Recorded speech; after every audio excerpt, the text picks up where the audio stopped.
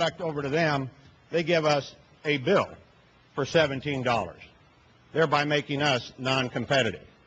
And just to make sure that the Americans never win in a competition, they devalue their currency by 40%.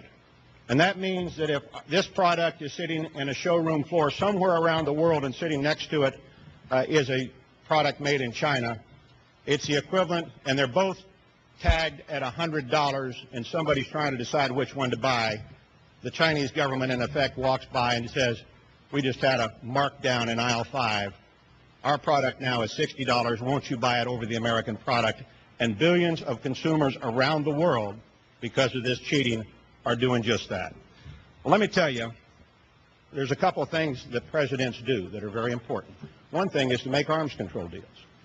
Another thing is to make trade deals. And trade deals are business deals between nations.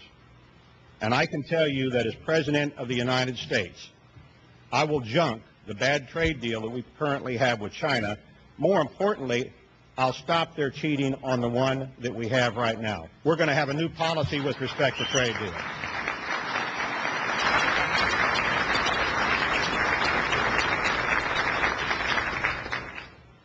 And when we look across the table at China, China will come to the table, incidentally, because we have something that will pull them to the table. It's called the American market.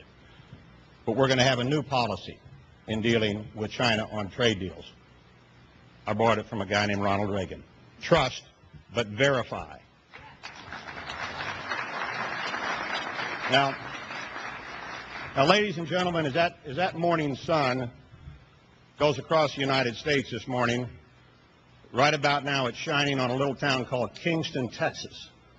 And that's where Audie Murphy grew up, our most decorated hero. Where Audie Murphy grew up, our most decorated hero in World War II. And a couple hundred miles away is Cuero, Texas, where Sergeant Roy Benavidez, a Special Forces sergeant who helped to rescue a special operations team with nothing more than a Bowie knife, where he grew up. And about 1,600 miles away is a little town called Scio, New York, where Corporal Jason Dunham grew up, a young Marine who gave his life for his buddies in a place called Fallujah.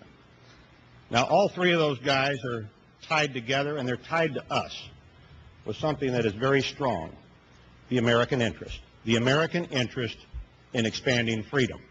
And, of course, in World War II and Audie Murphy's war, we freed hundreds of millions of people. And, of course, in Vietnam, we failed to free people.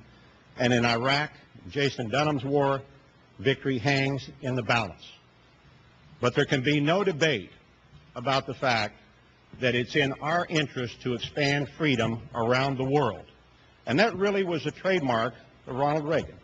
And you know, as we watched the debate this last week, in which the liberals were trying to cut off reinforcements, and we'll continue to do that, I thought I've been here before, because I was here in the 1980s when Ronald Reagan stood up to the Russians in Western Europe as they started to ring France and Germany with those SS-20 missiles. And President Reagan started to send in ground-launched cruise missiles and Pershing IIs to stand up to the Russians. And you had liberal pundits saying, there he goes, we're going to have World War III, he needs to appease the Russians. In fact, when I was campaigning in Iowa, one person told me their newspaper actually had an editorial at that time against the president saying, and it was entitled, Better Red Than Dead.